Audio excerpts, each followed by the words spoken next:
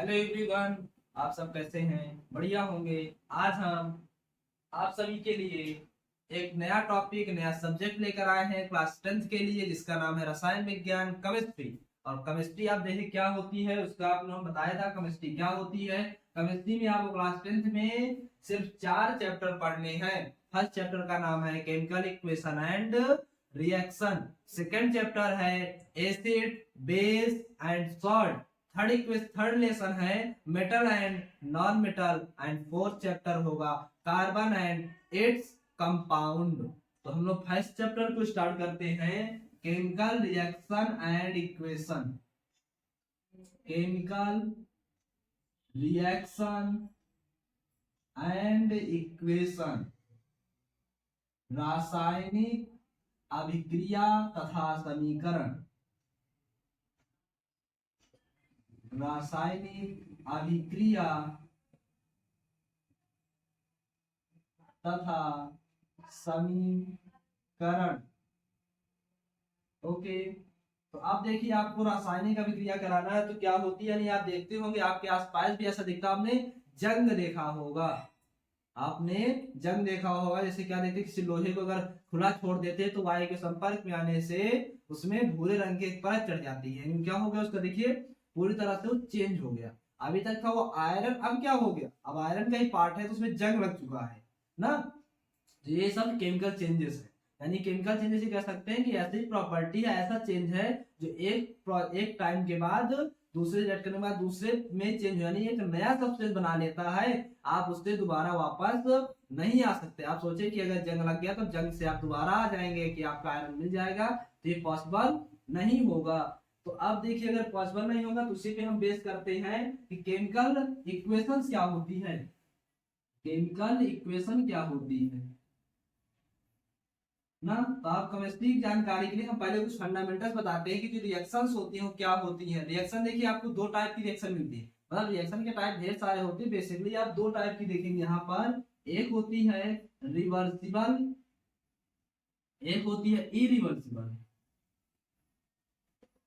यानी रिवर्सिबल का मतलब हो गया सिर्फ एक प्रकार जाएगी, अनुत्क्रमणीय और उत्क्रमणीय। हाँ, ये होती है अनुत्क्रमणीय और ये उत्क्रमणीय। ठीक, देखिए जैसे कोई रिएक्शन के लिए इंपॉर्टेंट है तो सबसे पहले क्या होता है, एक तीर लगा होता है।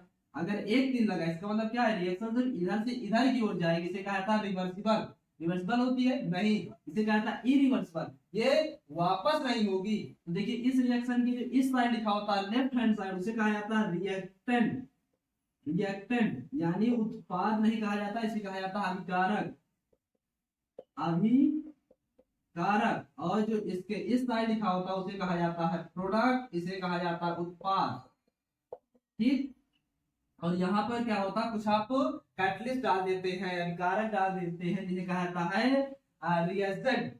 रिएजेंट उन्हें कहा जाता है, जो कि कोई जरूरी नहीं कि हर एक रिएक्शन के लिए हो ही पॉसिबल। वो मेन देखिए, लेफ्ट हैंड साइड अभिकारक होगा, रिएक्टेंट होगा, राइट हैंड साइड प्रोडक्ट होगा, उत्पाद होगा। इन इन की सही बातें के साथ आपको क्या रखना है कि जो उत्क्रमणीय होने का मतलब क्या है। देखिए इधर से अगर रिएक्शन इधर जा रही है, एक तीर लगा हुआ है, इसे पढ़ते हैं टाइम्स टू, इसका मतलब होगा कि रिएक्शन इधर से इधर जाएगी, अब इधर से रिएक्शन इधर नहीं आएगी। और अगर ये देखिए ऐसा तीर कहीं देखने को मिलता है कि दोनों साइड लगा होता है, इसका मतलब होता है इसे पढ़ते बराबर, यानी ये रिएक्शन इधर से इधर भी जाएगी, इधर से इधर भी, रिवर्सिबल होती है। इधर से इधर जा सकती है, इधर से इधर आए, यानी ये कंप्लीट रिएक्शन नहीं होती। एक बार अगर चल गई तो चलती रहती है, क्योंकि इधर से फंक्शन इधर बनाएगा, इधर से इधर बनना शुरू हो जाएगा। और ये इधर से इधर जाएगी तो, लेकिन इधर से फिर इधर कभी नहीं आएगी। तो अब इसी बेस करते हैं केमिकल इक्वेशन क्या। केमिकल इक्वेशन क्या है, एक ऐसा equation, chemical equation chemical reaction जिसको आप किससे रिप्रेजेंट कर दें, उसके एलिमेंट से, कंपाउंड से, फार्मूला से रिप्रेजेंट कर दे किसी भी रिएक्शन को। यानी किसी भी केमिकल रिएक्शन को अगर आप उसके सिंबल से, संकेत से, फार्मूला से, सूत्र से रिप्रेजेंट कर देते हैं और एक सिस्टमैटिक तरीके से लिख देते हैं तो उसे कहा जाता है केमिकल रिएक्शन। देखिए केमिकल रिएक्शन आप सभी को याद है कि H2 और अगर O2 को मिलाते हैं तो H2O मिलता है। कार्बन और अगर ऑक्सीजन को मिलाते हैं तो कार्बन डाइऑक्साइड मिलता है। तो क्या हो गया, स्ट्रक्चर हो गया, और इस स्ट्रक्चर का क्या है, यानी देखिए सिंबल के फॉर्म में लिखी हुई है, ये सारे सिंबल के फॉर्म में लिखी हुई है ना, इसीलिए कहा जाता है इसे सिंबॉलिक रिएक्शन। और वर्ड रिएक्शन का मतलब क्या है, एक होती है वर्ड और एक होती है सिंबॉलिक। ये है सिंबॉलिक, संकेतिक, संकेतिक, और एक होती है वर्ड। वर्ड का मतलब होगा इसी को शब्दों में लिख दो, जैसे हाइड्रोजन था तो लिख देते hydrogen plus oxygen reaction water, ये हो गया वर्ड रिएक्शन। ये ऐसे चलता है। अब देखिए इसमें आपको क्या क्या पढ़ना है। सबसे पहले आपको पढ़ना बैलेंसिंग। तो बैलेंसिंग का मतलब क्या है, आपको 9th में हमने पढ़ा था कि कंजर्वेशन ऑफ मास इस इक्वेशन में कुछ सूत्र होते हैं, कुछ रूल्स होते हैं, जो कि आपने पढ़ा था कंजर्वेशन ऑफ केमिकल रिएक्शन, यानी जो होगा mass of the product is equal to the mass of the reactant, यानी मास जो रिएक्टेंट का होगा वो मास प्रोडक्ट का भी होना चाहिए। तो आपको इसको करने के लिए दो मेथड है। एक मेथड का है हिट एंड ट्रायल मेथड, आप प्रैक्टिस करिए, शायद हो सकता है अपने से आ जाए। कैसे, हाथ पैर मारना, अगर बन गया तो बन गया, नहीं कोई बात नहीं। देखिए एक अभी देखिए आपने लिखा था H2 और O2 से H2O, यहाँ पे देखिए इसके जो मॉलिक्यूल जितना यहाँ मास होना चाहिए, क्या वहां मास है, बिल्कुल नहीं। देखिए हाइड्रोजन 2 यहाँ है, हाइड्रोजन 2 यहाँ, लेकिन ऑक्सीजन 2 यहाँ, ऑक्सीजन 1 यहाँ, तो बैलेंस नहीं हुआ, तो इसको ये अनबैलेंस्ड है, अनबैलेंस्ड है, असंतुलित है। संतुलित करने के लिए क्या करना पड़ेगा, ऑक्सीजन यहाँ 2 है, यहाँ ऑक्सीजन 2 कर दीजिए, तो ऑक्सीजन 2 हो गया, हाइड्रोजन यहाँ 4 हो गया, तो हाइड्रोजन को यहाँ 2 करके 4 बैलेंस कर दीजिए। इसे क्या था हीट एंड ट्रायल में, थोड़ा आप ऐसे देखते रहेंगे और करते रहेंगे। जैसे देखिए कार्बन प्लस ऑक्सीजन से CO2 बनता है, 2 ऑक्सीजन थे, कार्बन एक, ये बैलेंस्ड हो गया ना। और देखिए जैसे N2 प्लस H2, ये रिवर्सिबल होती है, ये बनाता है NH3।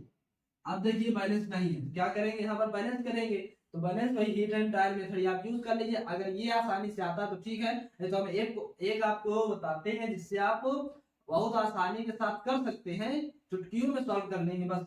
देखिए यहाँ पे 2N है, यहाँ पे 1N है, तो यहाँ 2 कर दीजिए, 2N बराबर हो गया इनटू से। अब देखिए हाइड्रोजन यहाँ 6 हो गए, यहाँ पे 2 है, तो 3 बैलेंस कर दिए, अब ये बैलेंस हो गया। तो हीट एंड ट्रायल मेथड ये है। और अगर आपको करना है तो हम आपको एक बताते हैं जिससे आप आसानी से निकालेंगे, वो मैथमेटिक्स से करेंगे। एक देखिए आपको बता देते हैं, एक बताता हूं, बाकी आप प्रैक्टिस करेंगे, जो कि पूरा प्रैक्टिस पर बेस्ड होगा। आप बस करिए। एक रिएक्शन लिख लेते हैं, PbNO3 का होल ट्वाइस प्लस PbNO3 का whole twice plus NaI times 2 PbI2 plus NaNO3। Hit and trial method use कर सकते हैं, लेकिन आप क्या बताने जा रहे हैं, हीट एंड ट्रायल मेथड मत करिए। क्या करिए, एक ऐसा मेथड बताने जा रहे हैं जो बहुत इजी होगा, बस आप उसको थोड़ा सा मिस्टेक मत करिएगा, आसानी से सॉल्व कर लेंगे तो एक भी गलत नहीं होगा, और किसी भी हद तक इक्वेशन गलत नहीं हो सकती। आप कितनी बड़ी इक्वेशन हो जाए, कितनी भी कॉम्प्लिकेटेड रिएक्शन आ जाए, तुरंत हो जाएगी 50 में। आप 50 बैलेंस करना सीखेंगे तो क्या करना है, सबसे पहले इन सभी के पीछे ABC मान लीजिए कांस्टेंट, इसके बगल में A आएगा मान लेते हैं, इसके बगल में B आएगा, इसके बगल में C आएगा, इसके बगल में D आएगा। ये हमने अपने से अप्रोच किया, और अगर कुछ और होता तो आप D मान सकते हैं, लेकिन है नहीं तो अब इतने पर छोड़ देंगे।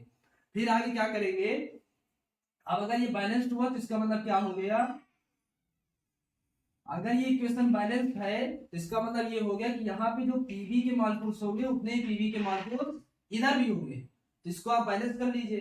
देखिए अगर Pb इधर है तो इधर कितने Pb हैं, Pb की बात कर रहा हूँ, तो Pb इधर है A, और तो इस साइड Pb है नहीं कोई, और Pb इस साइड कितने हैं, सिर्फ C टाइम्स है, तो A बराबर हो गया C। फिर आप देखिए N को, N इधर कितने हैं, तो N है देखिए 2A टाइम्स, N है इधर 2A टाइम्स, और कोई N है नहीं है, इधर N कितने टाइम्स है, D टाइम्स है, इधर D टाइम्स है, N भी हो गया, Pb हो गया, N हो गया। ऑक्सीजन देखिए कितने टाइम्स है, इधर 6A टाइम्स है, और ऑक्सीजन इधर कितने टाइम्स है, ऑक्सीजन इधर है 3D टाइम्स, 3D टाइम्स है। ओके, ऑक्सीजन हो गया। अब क्या बचा, Na इधर कितने टाइम्स है, B टाइम्स है, और Na इधर किस टाइम्स है, D टाइम्स है। Na के बाद I कितने टाइम्स है, B है। I इस साइड कितने टाइम्स है, 2C टाइम्स है। लेकिन आपने सभी कुछ बैलेंस कर लिया। जैसे इतना काम कर लेंगे तो क्या करेंगे आप, फटाक से इसमें से जो हर एक क्वेश्चन में ज्यादा से ज्यादा बार आया हो उसको मान लीजिए 1, जो ज्यादा यानी जो ABCD में जो सबसे ज्यादा बार आया हो, ज्यादा ही क्वेश्चन में आ रहा हो, उसको 1 पुट कर दीजिए आप। तो देखिए ए कहाँ कहाँ आ रहा है, देखिए ए 3 जगह आ रहा है ना, तो अब ए को ही मान लीजिए 1 होगा। Let A is equal to 1। अगर ए 1 हो गया तो इसका मतलब क्या होगा, देखिए सी की वैल्यू भी क्या हो गई, 1 हो गई, 1 हो गई ना। अब देखिए तो डी की वैल्यू क्या हो गई, डी की वैल्यू 2 हो गई। ए की वैल्यू 1 पुट करेंगे तो डी इज इक्वल टू 2 मिल जाएगा। डी की वैल्यू 2 हो गई। अब देखिए यहाँ से ये डी की वैल्यू मिलेंगे कोई मतलब नहीं। अब देखिए जो डी होगा वही बी होगा, यानी डी की वैल्यू बी है। अगर बी की वैल्यू 2 है तो सी की वैल्यू क्या होगी, देखिए बी की वैल्यू 2 बराबर 2C, 2 से 2 कटी यानी सी भी क्या था, एक ही था। सारी वैल्यूज मिल गई ABCD की। जैसी वैल्यू सब मिल गई तुरंत आप यहाँ पुट कर दीजिए। फिर से देखिए ए की वैल्यू 1 आई, इसको 1 छोड़ेंगे, PbNO3 का होल ट्वाइस प्लस बी की वैल्यू कितनी मिली है, बी की वैल्यू आपको 2 मिली, 2 लिख दीजिए 2NaI टाइम्स 2। सी की वैल्यू 1 मिली थी, PbI2 प्लस डी की वैल्यू 2 मिली थी, 2 लिखेंगे NaNO3। देखिए पूरी इक्वेशन बैलेंस है। Pb इधर एक टाइम, N इधर 2 बार है, N इधर 2 बार है, बिल्कुल 2 बार है। ऑक्सीजन 6 बार है, ऑक्सीजन यहाँ भी 6 बार है। Na 2 bar, Na 2 bar, I 2 bar, I 2 बार, यानी इक्वेशन क्या हो गई, बैलेंस्ड हो गई। ये मेथड आप हर एक क्वेश्चन में लगा सकते हैं, बहुत इजी तरीके से है। अब आपको क्या काम करना है, सिर्फ और सिर्फ इसकी प्रैक्टिस करनी है। आपको मैं कुछ क्वेश्चंस आपके इसी में डिस्क्रिप्शन में डाल दूंगा, आप उसको प्रैक्टिस करिएगा। जो नहीं आएगा तो आप बता दीजिएगा मुझे कौन सा नहीं आया, तो उसको मैं नेक्स्ट वीडियो में आपको प्रोवाइड करा दूंगा। Okay, thank you.